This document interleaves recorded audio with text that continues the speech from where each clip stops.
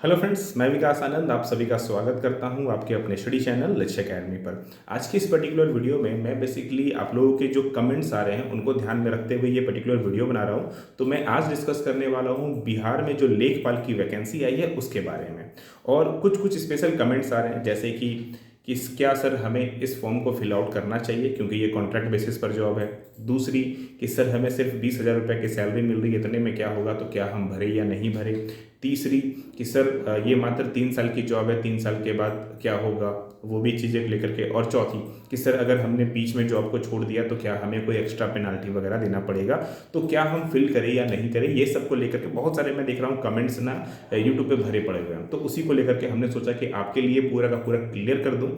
और स्पेशली हमने बिहार ग्राम स्वराज योजना सोसाइटी से इसके लिए डिस्कस भी किया, उनसे बात भी किया है, तो भाई प्रूफ भी है हमारे पास, कोई दिक्कत नहीं। अगर फ्यूचर में कोई दिक्कत आएगी ना तो हम लोग बैठे हुए हैं, ठीक है।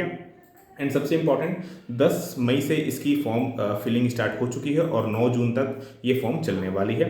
तो किनको अप्लाई करना चाहिए, सबसे पहले मैं इसी पर बात करता हूँ। देखो, अगर आप ग्रेजुएट हो और बीकॉम से आपने ग्रेजुएशन किया है तो आप इसको फिल आउट कर सकते हैं। तो एक सिंपल सी बात, किनको फिल करना चाहिए, तो वैसे स्टूडेंट, वैसे बच्चे भाई जो अभी तक पूरी तरह से अनएम्प्लॉयमेंट है, यानी कि आपकी जितनी भी फाइनेंशियल की जरूरत होती है वो सब कुछ आपके पेरेंट्स पूरे करते हैं। तो भाई आपके लिए ये बस मस्ट अपॉर्चुनिटी है, बहुत बढ़िया अपॉर्चुनिटी है, जरूर फिल आउट करो, ठीक है।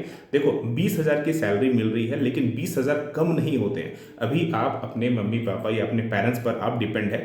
एटलीस्ट आप ये जॉब ले लोगे ना तो 20,000 में एटलीस्ट आप अपने आप पे फ्रीडम महसूस करोगे और घर वालों को भी अच्छा लगेगा कि भाई चलो अब ये बच्चा मेरा तरफ से फाइनेंशियली फ्री हो गया है। ना केवल फाइनेंशियली फ्री हो जाओगे बल्कि अपनी जो शौक वगैरह है वो भी पूरे करोगे, थोड़ी बहुत मस्ती भी करोगे, थोड़ी बहुत घर वालों की हेल्प भी करोगे।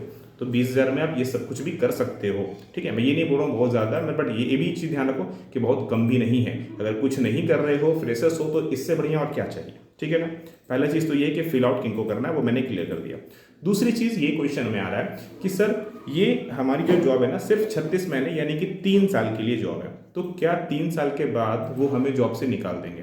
देखो पूरे भारत में ना अभी बहुत सारे कॉन्ट्रैक्ट बेसिस पर जॉब निकल रहे हैं और ये कॉमनली देखा गया है कि जब आपकी जो कॉन्ट्रैक्ट की ड्यूरेशन है वो जैसे ही पूरी होती है वो उसको वापस रिन्यूअल कर देते हैं। ना केवल रिन्यूअल करते हैं बल्कि आपकी सैलरी भी इंक्रीज हो जाती है। तो ये चीज़ तो नॉर्मली देखा गया है। अब ऐसा क्यों भी होता है वो भी समझो।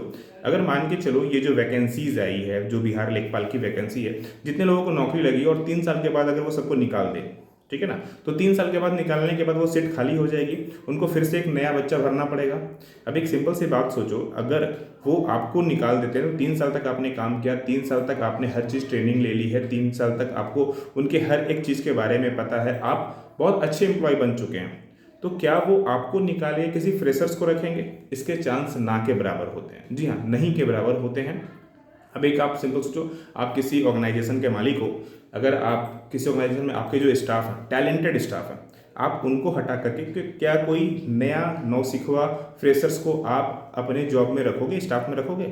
आप बोलोगे नहीं सर, जो टैलेंटेड है हम उसको रखेंगे, थोड़ा सा 2 रुपये और बेसी ही देंगे हम उसको, बट उसको हम अपने पास ही रखेंगे।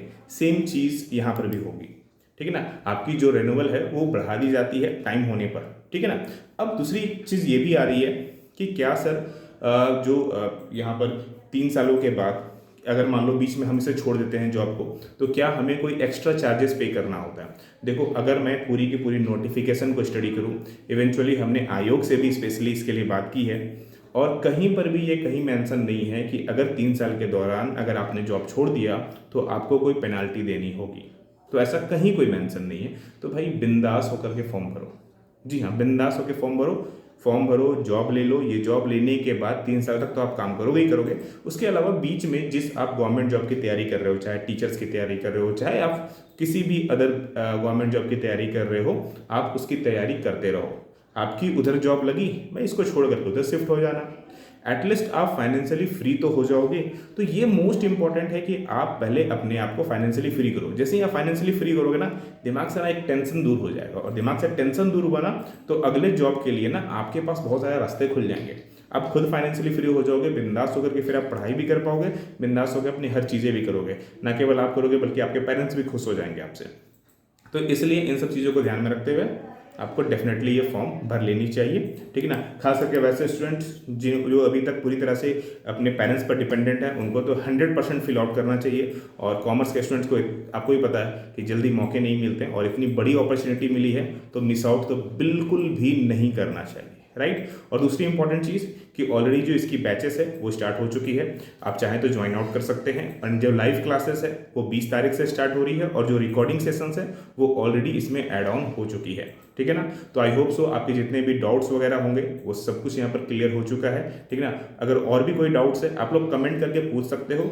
अगर कमेंट्स आपके जेन्युइन होंगे और मुझे सही लगेगा तो डेफिनेटली मैं उसके रिगार्डिंग भी आप लोगों के लिए एक वीडियो फिर बनाऊंगा, ठीक है। चलो फिर मिलेंगे क्लासेस में, प्रॉपर स्टडी करो। आप सभी लोगों को राधे राधे।